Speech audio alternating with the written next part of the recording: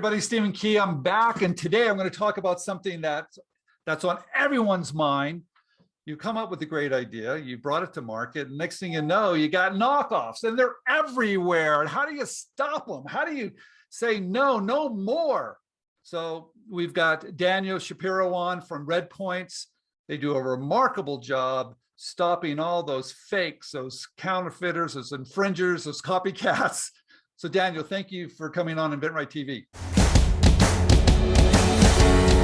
My name's Alex. I'm the founder of The Fifth. We launched the business with 5 styles of watches.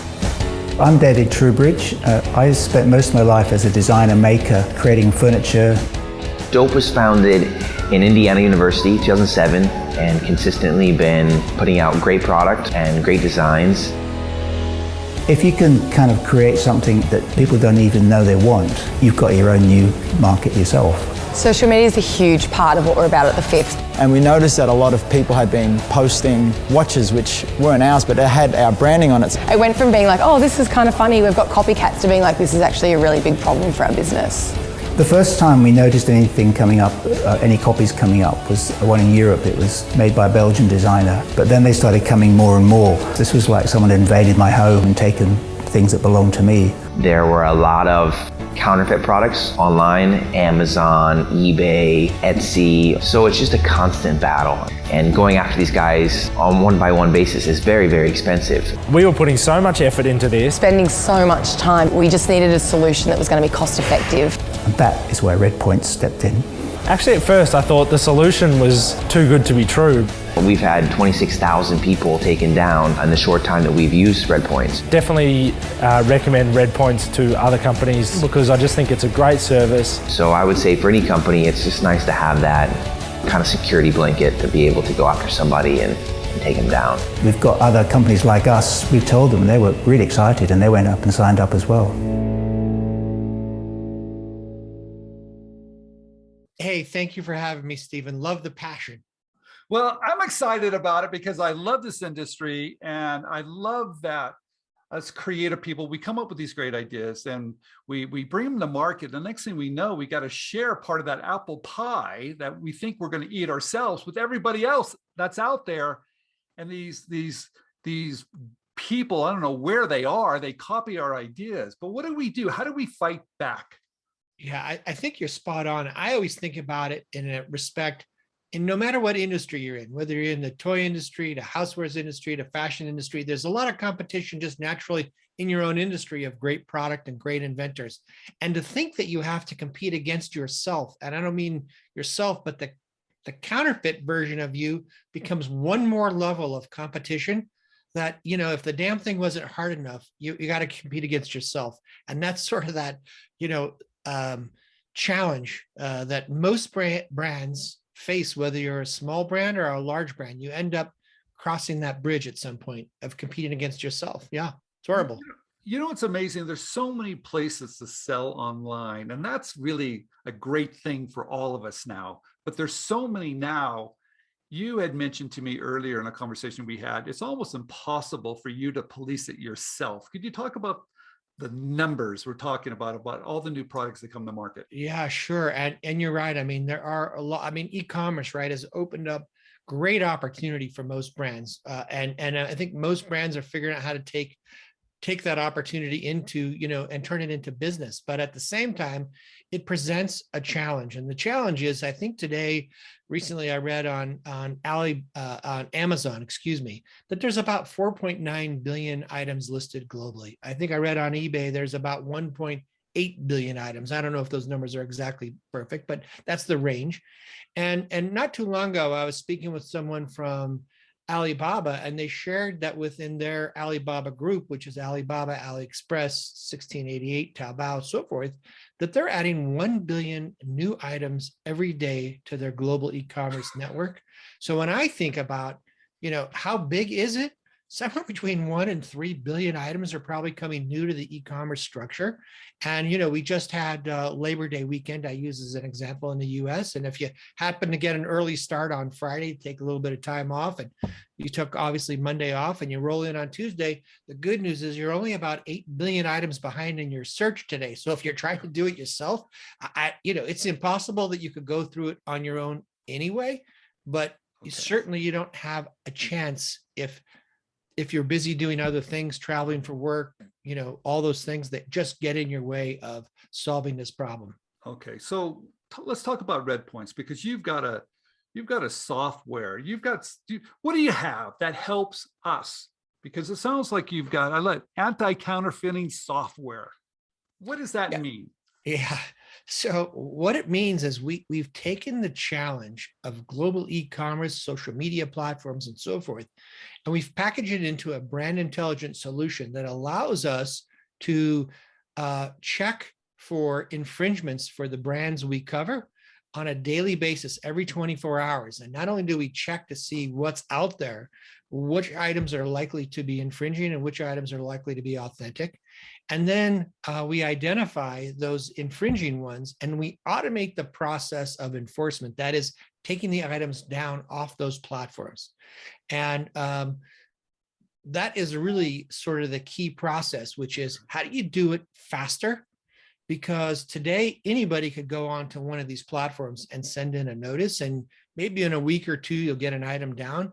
And if we can take that from the time of detection to the time it's enforced, that has gone off the platform, and we can squish that down to a day, day and a half, then you're actually in the game and you're able to fight that fight. Okay, because technically, you're losing revenue, but doesn't it damage your brand as well if you have these knockoffs? Oh, sure. I think that one of the earliest signs that I think brands can look for is if you see on your own e-commerce site a negative review about product quality, or even on maybe an Amazon store of yours that you see a negative review about product quality, I would start to wonder if you don't have a counterfeit problem. Our normal response is to check with your product people and say, what's going on here? Is this a defect? And I would suggest you probably don't have a defect. You probably have a counterfeit problem that is at the early stages of bubbling up. Okay. Now, we have a lot of people that are listening to our channel here, and some of these guys are big guys and small guys, but do you help big companies, small companies? If I'm a small company, can you help me too? Yes, I think the answer is, a resounding yes. When we started this project, Red Points, we built it really for the small entrepreneur, inventor, easy to use, very intuitive.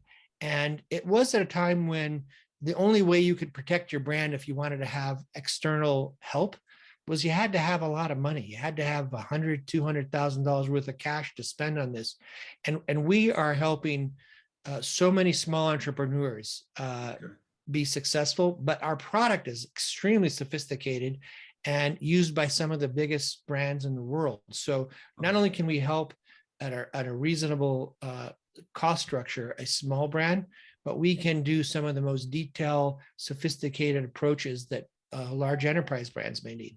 Okay, wonderful. Now let's talk a little bit about what are some of the things that I need to kind of get ready, that I'm going to launch a product.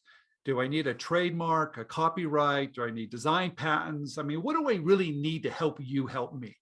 Yeah, I think that's a really great question. I think the things that people have to do, Stephen, is they really ought to be thoughtful about their trademarks. And recently we helped a company who not only was struggling to try to get their trademark, but they didn't have the website. They had lost the opportunity for the website. Someone else had already picked that off. So I think as brands are thinking about, or entrepreneurs are thinking about beginning a business, finding that website, filing your trademark, thinking about it, even though you want to start maybe domestically here in the US, you need to think about filing that trademark in multiple countries so that as your business grows and you have the opportunity to expand, that you're protected already in the places that you thought you might want to expand to. Okay. So that's a great tool. And that's actually a very affordable tool as well. And you should probably start that a little earlier. Yes. It takes a while to get that issued. So what about a copyright? Because I see sometimes they take your exact photographs that you've taken yourself and they're putting that online. How important is to copyright your material? Well, I think it's really important. In a general concept for physical product, most photography, professional photography for your sites is recognized as copyright throughout the world. So we help brands who may only have a trademark in US or Europe, but if we're seeing sites in Asia Pacific or in Indonesia or Latin America using your photos, we can take those copyrighted photos down by proving that they existed on your website at the beginning of the stage. So enforcing and fighting copyrights, you don't have to let people use your professional photography to sell, unless you have, distributor partners that you want them to do that. But in general rules, yeah, you should fight that just like you fight anything else. Well, what's really amazing? Most entrepreneurs and inventors think that I need a patent to stop everybody. But you're talking about other tools that have nothing to do with patents, right?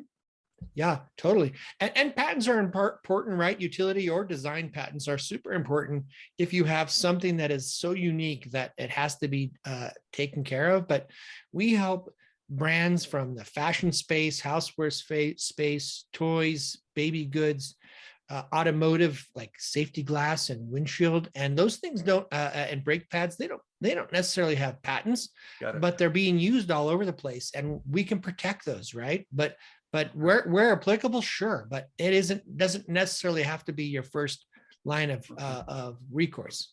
All right, wonderful. Well, thank you very much, Daniel, for that, because that fear is in every entrepreneur's mind, that I'm going to do all this work and next thing I know, I've got these knockoffs, because they're fairly fast, they're very sophisticated, and they looks like they're everywhere today.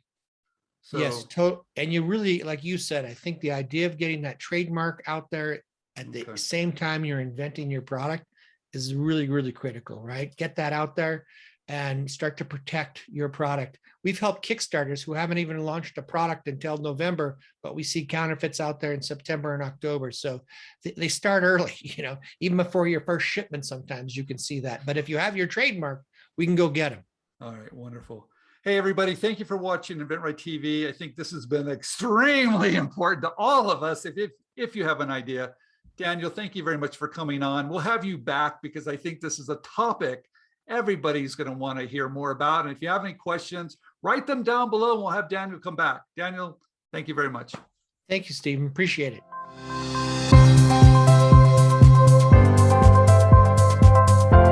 There's a great idea in each of us. But it's truly magical to see it come to life. Sharing your creativity with the world has never been easier. We can help.